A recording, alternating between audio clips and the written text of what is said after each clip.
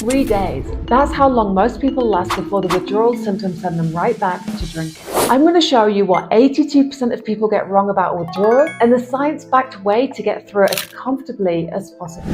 In this video, I'm going to share with you the common symptoms of the alcohol withdrawal, how long they typically last, and I'll also reveal what you can do to prepare yourself for the physical detox to make it as painless as possible. But before we jump into the timeline, you really need to understand that withdrawal is not a one-size-fits-all. Several factors will determine your own unique experience. Your age and gender play a huge role. Generally, the older you are, and if you're a woman, you're going to experience more intense symptoms.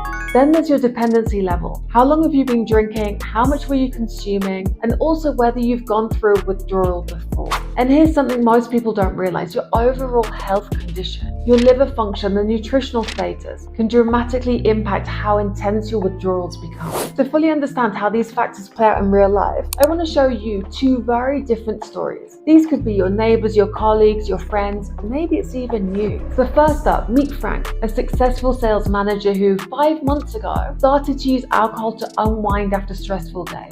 Now at 45 years old, those casual drinks have turned into something else entirely different. His hands shake in the morning until he has his first morning beer.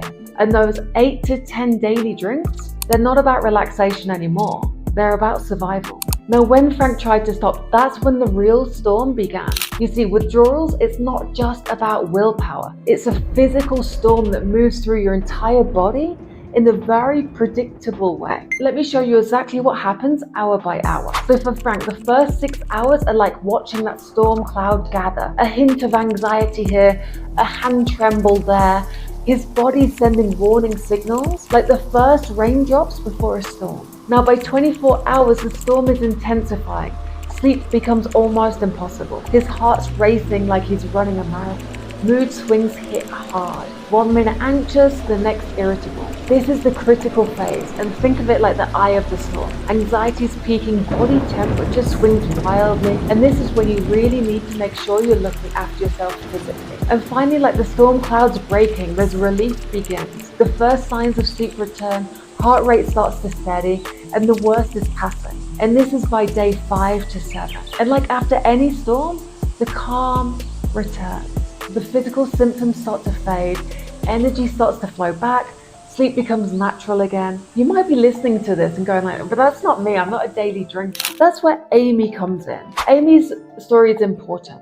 So think of her as like that person who drinks 2 to 3 times a week, maybe a couple of drinks on each occasion. Nothing as extreme as Frank being that daily drinker. So think of her withdrawals as a much milder version of the same storm. Her withdrawal is like a distant thunder rather than that full-on storm. First signals around 12 to 24 hours after drinking, starts to peak at 48 hours with manageable anxiety, and most symptoms start to clear by day 4. So now that you understand that the storm is coming, let me show you exactly how to weather it. Just like any pilot that they need a pre-flight checklist, you need a preparation strategy for the physical detox. Now, I've helped dozens of professionals through this process, and there are 5 critical areas that you need to master before you start. Let's start with the most important one: sleep. During your withdrawal, your sleep will be under attack, but let me show you exactly what you need to do to protect it. First off, you need to create what I call a sleep cave, and here's exactly what I mean by that. Make sure your room is super cold, 65 to 68 degrees. Install blackout curtains and use an eye mask, both are necessary. Add white noise, brown noise, whatever type of noise to drown out disruptive sounds. Don't use electronics in your room, so no watching TV to fall asleep. Have that brown noise or the white noise, whatever you prefer. Now, here's a game changer when it comes to sleep. You need to set yourself a sleep window. Have a non-negotiable 8-hour period of sleep. Even if you can't sleep, stay in the quiet, dark space. Your body needs this downtime to start repairing itself and go through the detox. And here's what most people miss out: morning sunlight. Get 10 minutes of natural light first thing in the morning after waking. This helps to reset your internal clock and helps to regulate your sleep cycle for the next night. Think of sleep as that recovery command center.